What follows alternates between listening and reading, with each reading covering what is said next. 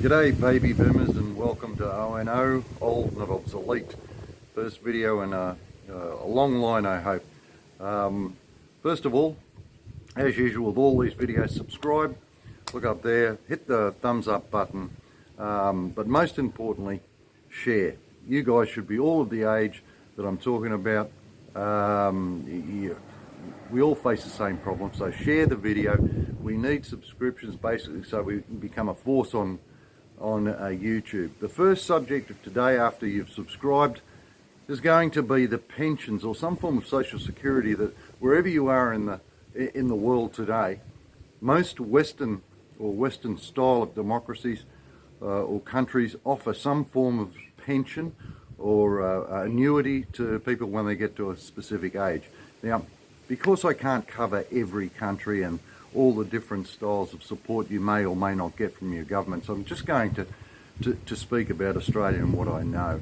And you can work the similarities or the non-similarities yourselves.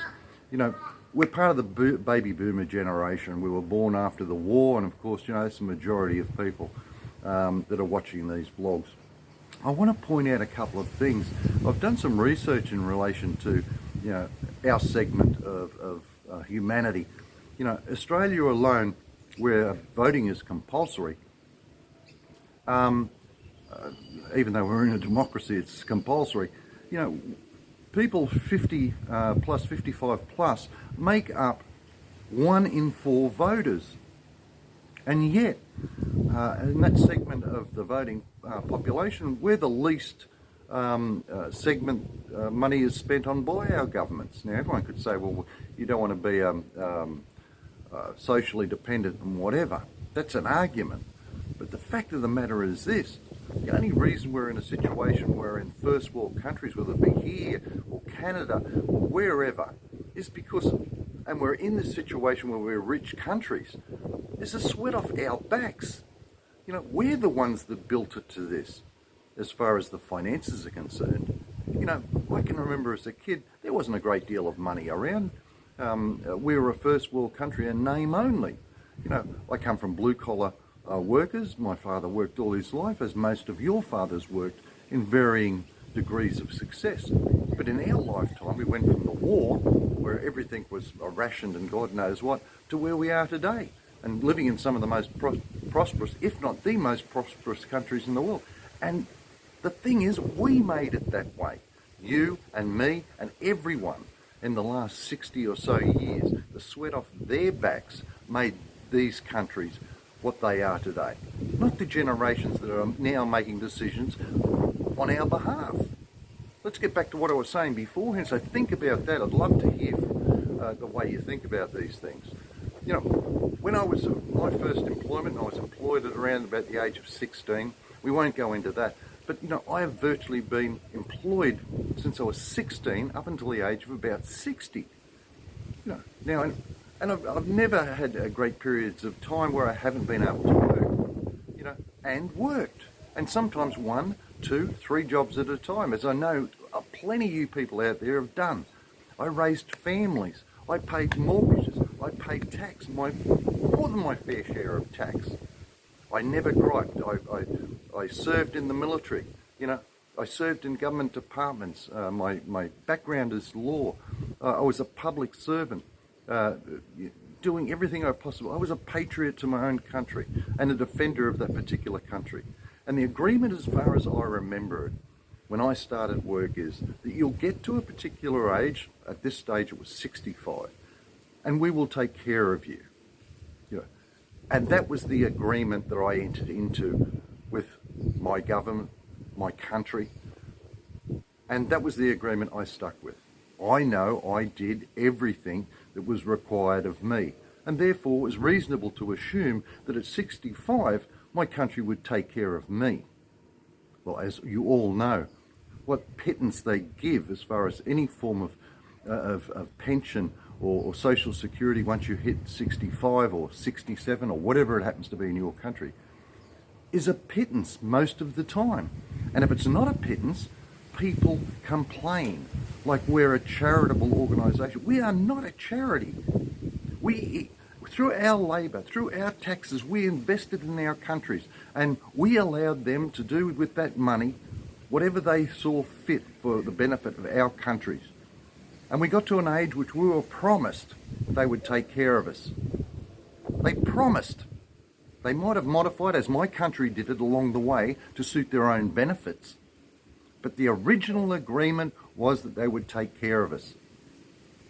And now they have the gall and audacity to turn around and say the pittance that they may throw at most of us, because, let's face it, we're expendable.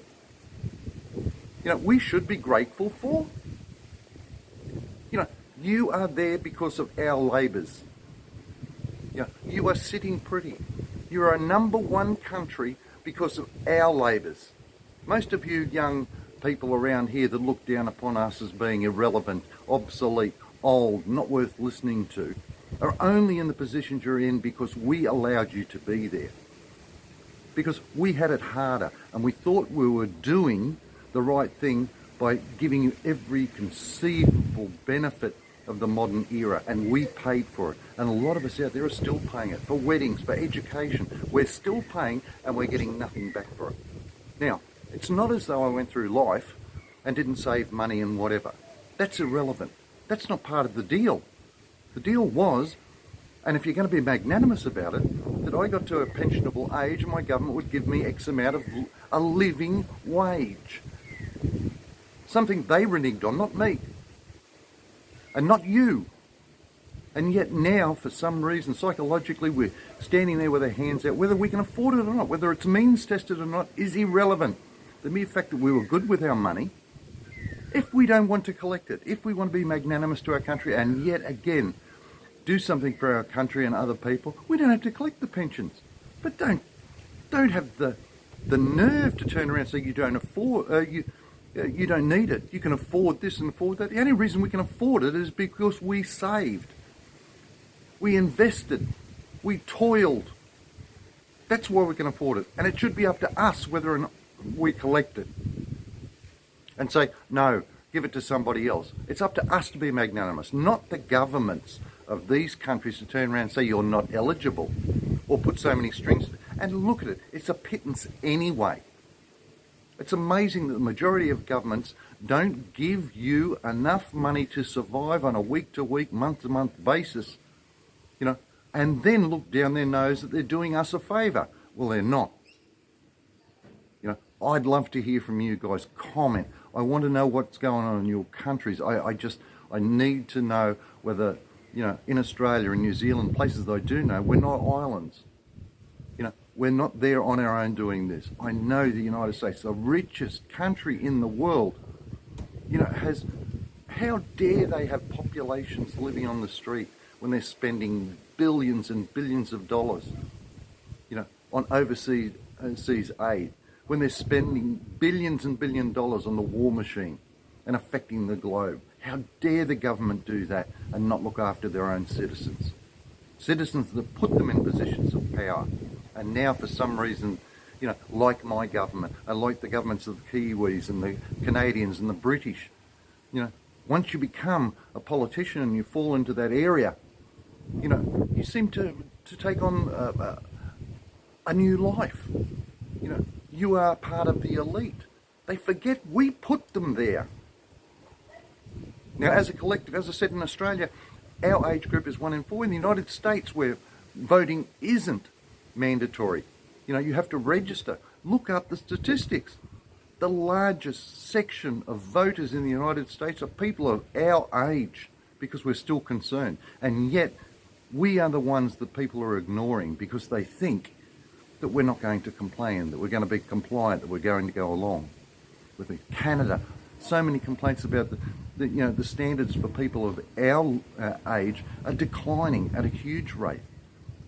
Have you ever tried over there to get anything done with a government department like here? They give us the runaround. They make it confusing. They know the majority of us aren't computer literate because it's not our era, and yet they make it so difficult. It's not uncommon. I'd love to hear about how you may be totally happy with the way your government's treating you. And I'm not considering revolution. I'm not talking about those things or whatever. Just a fair go. Come on guys, subscribe, get your mates too. I want to hear every gripe known to mankind, and I want to see if collectively we can work out how we can do something about it. And there, if you think about it, there are so many things that really we're expected to put up with.